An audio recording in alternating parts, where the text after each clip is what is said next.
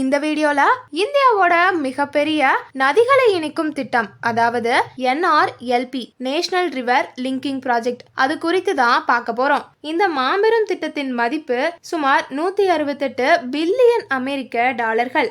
இந்திய மதிப்பில் இது சுமார் 14.5 லட்சம் கோடியை எட்டுகிறது. இந்த திட்டத்தின் பிரதான நோக்கம் இந்தியாவின் முக்கியமான அனைத்து நதிகளையும் ஒரே நீர்க்கொணர்வு அமைப்பாக இணைப்பது. ஆனால் இயற்கையாகவே நிலவி வரும் இந்த நதிகளை ஏன் இவ்வளவு செலவில் இணைக்க வேண்டும்? இதற்கு பின்னணியில் உள்ள அவசியம் என்ன?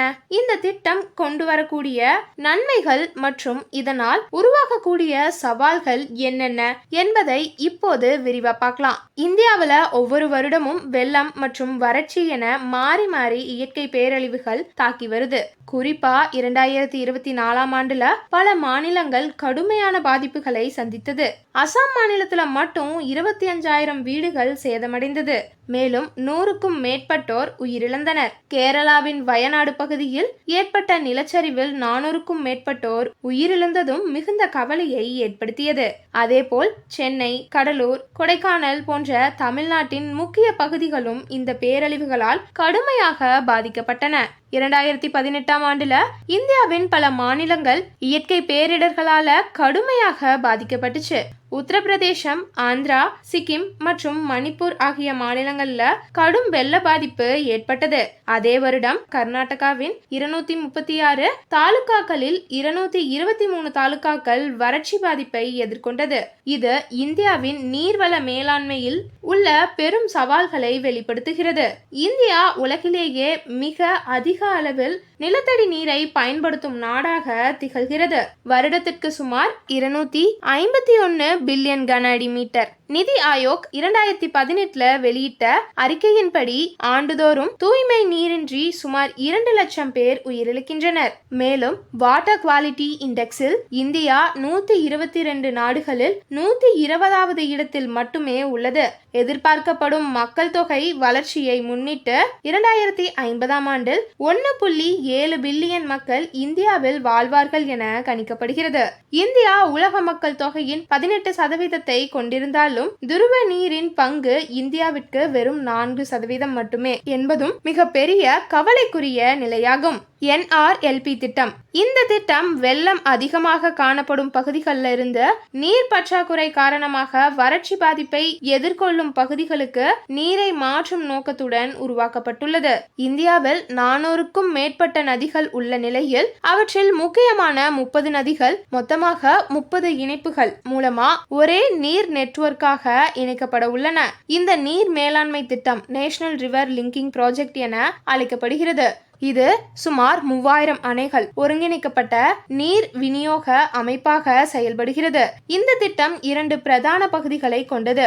ஒன்று ஹிமாலயன் பகுதிக்கு உட்பட்ட கங்கை, யமுனை போன்ற நதிகளை உள்ளடக்கிய ஹிமாலயன் காம்போனன்ட், மொத்தம் 14 இணைப்புகள். மற்றொன்று காவிரி, கிருஷ்ணா, மகாநதி போன்ற தென் இந்தியா சார்ந்த நதிகளை உள்ளடக்கிய பெனிசுலார் காம்போனன்ட், மொத்தம் 16 இணைப்புகள். இந்த திட்டத்தின் மூலம் வறட்சி மற்றும் வெள்ளம் போன்ற இயற்கை சவால்களை ஒரே நேரத்தில் சமாளிக்க முடியும். இந்த நீர் இணைப்பு திட்டம் சுமார் 34,000 மெகாவாட் ஹைட்ரோ எலக்ட்ரிக் மின்சாரம் உற்பத்தி செய்யும் திறனை கொண்டுள்ளது.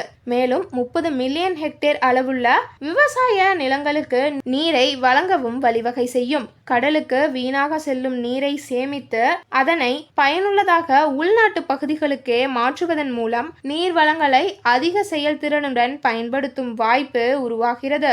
இந்த திட்டம் பல நன்மைகளை வழங்குவதுடன் சில முக்கியமான எதிர்மறை விளைவுகளும் உள்ளது. நீர் செல்லும் பாதையில் உள்ள காடுகள் அழிக்கப்படக்கூடும். அத்துடன் அந்த பகுதிகளில் வசிக்கும் மக்கள் இடம்பெயர வைக்கப்படுவார்கள். மரங்களை அதிகமாக நழுவுவதால் காலநிலை மாற்றம் போன்ற தாக்கங்கள் ஏற்படக்கூடும் என IIT பாம்பே ஆய்வில் தெரிவிக்கப்பட்டுள்ளது. இந்த திட்டத்தின் கட்டுமான செலவும் தொடர்ந்து பராமரிக்க வேண்டிய செலவும் மிக அதிகமாகும். மேலும் நீர்த்தரத்தில் மாற்றம் ஏற்பட்டு புதிய இடங்களில் நீரை சேமிக்கும் போது மாசுபாடு அதிகரிக்கும் வாய்ப்பு உள்ளது. இந்த திட்டத்திற்கு தமிழ்நாடு, சிக்கிம், ஆந்திரா போன்ற மாநிலங்கள் எதிர்ப்பு தெரிவித்துள்ளன. நேபாளம், பங்களாதேஷ், பூட்டான் போன்ற அண்டை நாடுகளுக்கும் நீர் வேளாண்மையை சுற்றி ஆளுமை மற்றும் அதிகாரம் தொடர்பான பிரச்சனைகள் உருவாகும் அபாயம் இருக்கிறது.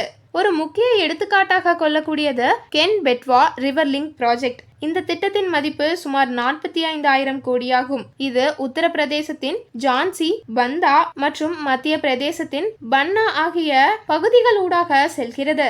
இந்த திட்டத்தை செயல்படுத்த சுமார் 8,650 ஹெக்டேர் காடுகளை அழிக்க வேண்டியதாயிருக்கிறது. மேலும் 7,000க்கும் மேற்பட்ட குடும்பங்களை இடம்பெயர்க்க வேண்டிய நிலையும் உருவாகிறது. இந்த திட்டம் இந்தியாவில் நீர் பற்றாக்குறையை சமாளிக்கக்கூடிய ஒரு தீர்வாக பார்க்கப்படுகிறது. ஆனால் இது போன்ற திட்டங்கள் இயற்கை வளங்களை அழிக்கும் முறையில் செயல்பட்டால் அதன் விளைவுகள் சுற்றுச்சூழலுக்கு தீவிரமான பாதிப்புகளை ஏற்படுத்தும் அபாயம் உள்ளது. எனவே திட்ட செயல்பாட்டில் சமநிலையும் சூழலியல் பராமரிப்பும் கட்டாயமாக இருக்க வேண்டும்.